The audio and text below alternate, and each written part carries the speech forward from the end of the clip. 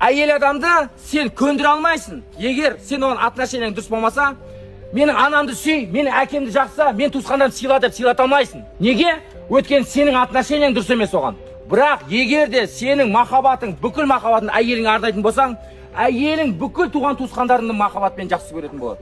Сол үшін отношения, еркектер особенно әйелдеріңе жақсы көркем мінезбен қараңдар. Пайғамбарымыз алейхиссалату вассалам соңғы құтпасында айтты: әйелдеріңе көркем мінезбен қараңдар деді. Ең соңғы құтпасында дүниеден өтер кезде енді отношения анаңа, қарындасыңа, әпкеңе, особенно әйеліңе өте жақсы қара. Сол кезде оның ішінде бүкіл махаббаты оянады. Сол кезде сен одан керемет жақсы энергиясын. Сол энергия сені байтады. Сол энергия сені миллионер, миллиардер қылады. Сол энергия сені успешный қылады. Болды. Тек қана әйелің арна.